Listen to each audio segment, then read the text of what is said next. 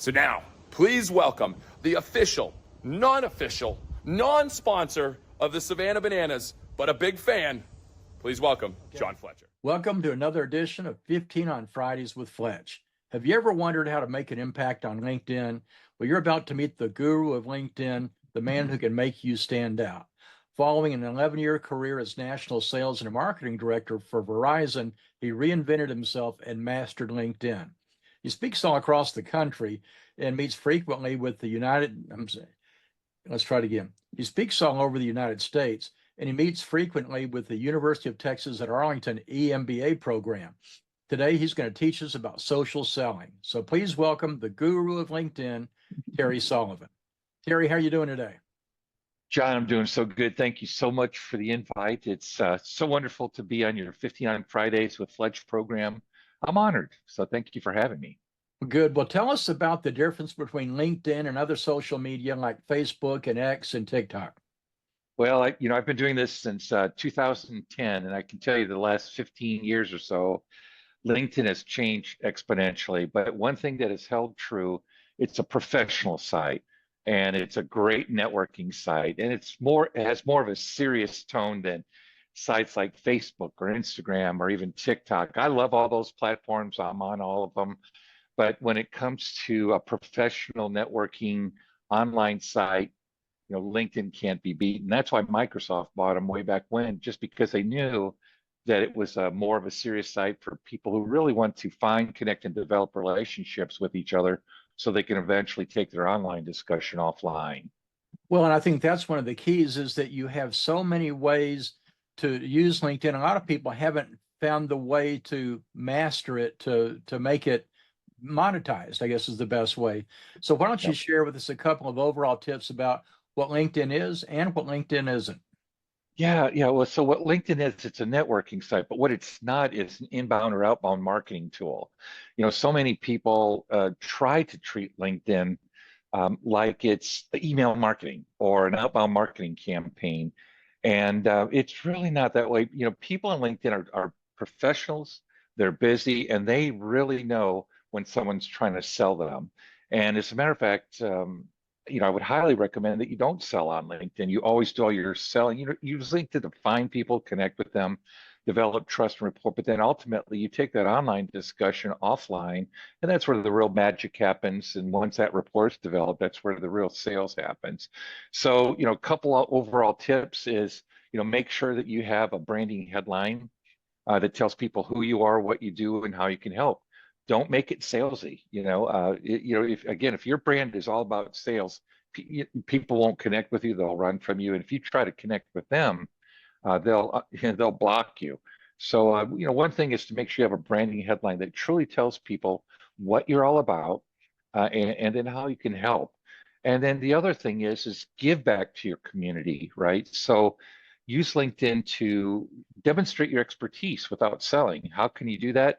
One of the greatest tips I can give you is you want to like, comment, or share on 3 to 5 posts per day on LinkedIn in your news feed, and then also curate or create an original post once, maybe twice a week on LinkedIn. You don't want to post too much, but give back to your community so they learn something. And the lesson that you taught me many years ago, John, and I use it every day in my life, and it works on LinkedIn really well. But always be the first to give. And that's a lesson you taught me many years ago. And that's a lesson that works very, very well on LinkedIn. The last tip I'll give you is when, if someone connects with you, give them something. Send them an attachment of, how to network with LinkedIn, or give them something, a link to a recent article that you've read that will really help resonate with them and help them learn something new. Tell us about what makes a profile memorable and impactful. What are some of the key terms to use and not to use? Yeah. So in terms of what makes a profile impactful, so many people I see, they don't have a banner image. And the banner image is that largest area above your LinkedIn profile where you can put a photo of some type. And that reminds me of so much back in the old days. Of course, I'm going to date myself, but they used to have a term called above the fold. Remember that term, John? Oh, yeah, absolutely. So you'd walk down the street of New York somewhere, and you'd see newsstands, and you'd see like the New York Times or what have you, and you'd see a big photo with a big headline, and that would really capture your attention and say, hey, I want to buy that newspaper. And people grab it just because of that above the fold kind of approach. And that's what you need to do with LinkedIn. It's just above the fold, have a picture that's going to grab the attention of your audience, that's going to help you create a conversation with them. And then secondly, make sure you have a profile photo that's professional looking. I recently worked with a CEO, and I had a heck of a time convincing him to change his profile photo, but he had a profile of him kissing a dolphin, right? And there he was, picture of him kissing a dolphin. And I said, can we please get rid of that? He goes, oh, I just love it. The people I, work with just love that. I said, but okay, does it really, represent your brand? And he was kind of a serious CEO, so it really kind of conflicted with his brand. So I finally convinced him to change that. And then in terms of tone and what your profile itself, use keywords that are strategic to your brand.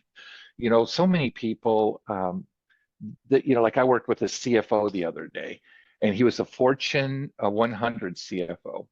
And, he had 3 or 4 controllers working for him. He was never in Microsoft Excel, but he told me, he was looking for a job, but he told me, he said, I've got to have Microsoft Excel in my brand. I said, really? And I said, why is that? He goes, because all the jobs I'm applying for are saying Microsoft Excel required. I said, really?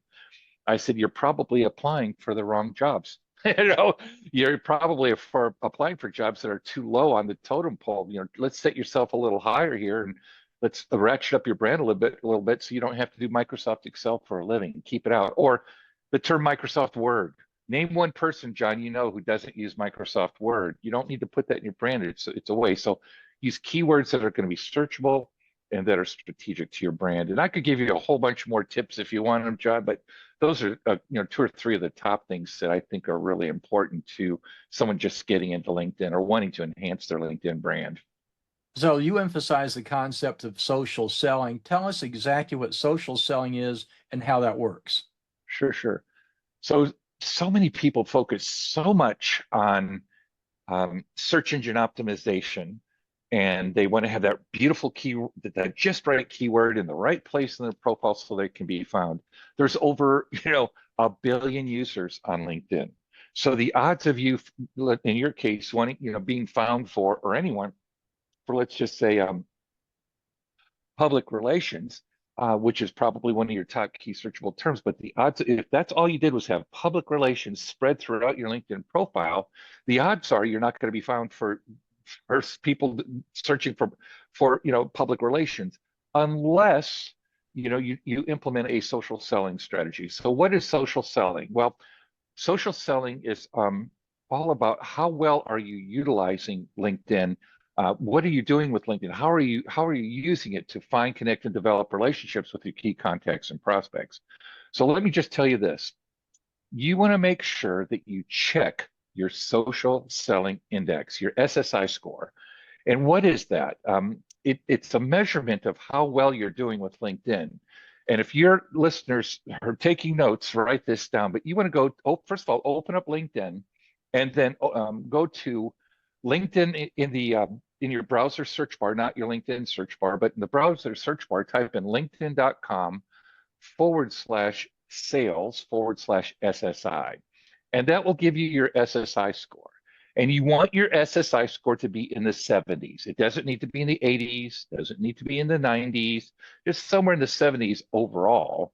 And why is that? Because if you're in the 80s or 90s, you're selling too much on LinkedIn, in my view. So it's in the 70s, and there's 4 components to your social selling index. One is your brand score. You want to be, 12 to 15 points on that brand score, because that means you fill out all the sections properly. You really have a brand that's telling people more about who you are, what you do, and how you can help. Number 2, your component of your social selling index is finding and connecting with the right kind of people. And so you want to come up with a process, and I train my clients on this, but it's how to use Boolean searches to find people that you can connect with. And that's so important. Come up with a strategy to where you're regularly sending out 3 to 5 connection requests on a daily basis, so you can connect with people that you can network with, that can help you with your business goals, maybe ever even introduce you to others. The third component of your social selling index, John, is all about engagement. And when you post on LinkedIn, it's a lot different than posting on any of the other social media platforms. You know what? On Insta, I love Instagram. I don't know, what your thoughts are about TikTok. I love TikTok. I love all, but as far as business goes, LinkedIn is the number one site because the whole posting strategy, people don't have time that are on LinkedIn to watch videos. They just don't. I mean, there's a lot of debate that videos are becoming more and more prevalent on LinkedIn, which they are if they're quality and they have something to offer.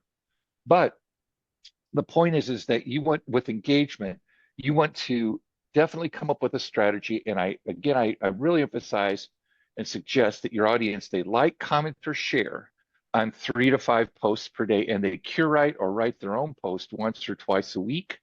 And John, let me ask you a question. If I wanted to attract the attention of CEOs with my posting strategy, what day of the week do you think I should post, which would be optimal to attract more CEOs? Well, if they're getting to go home early, maybe on a Friday or a Saturday, but normally a Tuesday tends, but they could finally be letting themselves down and relax on a Saturday. Yeah, well, you're exactly right. And you're probably the first person who's ever really guessed the answer, because most people say, oh, Mondays. Well, Mondays is the worst day to post, right? Because everyone's trying to get back into work and they're all posting on LinkedIn. Tuesdays and Thursdays tend to be the best. Wednesdays are probably a good second best. But the best day of the week to post for CEOs would be Saturday mornings.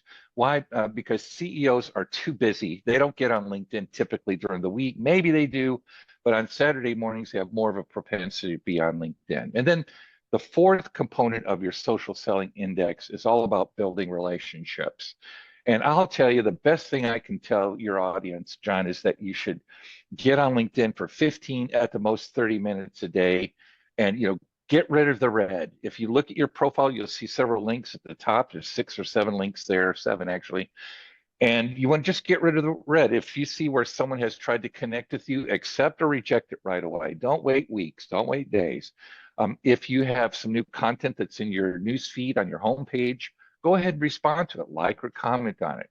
So be an active LinkedIn user on a daily basis. Spend 15 to 30 minutes a day to really help with your profession. It's called your professional brand, and it's really, I'm sorry, it's called building relationship. That's the fourth component of your social selling index, and you need to use LinkedIn to build relationship. But the definition, here it is, the definition of social selling is all about how do you find, connect, and develop relationships with your key contacts and prospects, right? So you can ultimately take your online discussion offline. That's where the real magic happens, is when you actually talk to people. So here I train people on LinkedIn, but I'm telling you, as soon as you can, find people, connect with them, develop trust, rapport, be the first to give.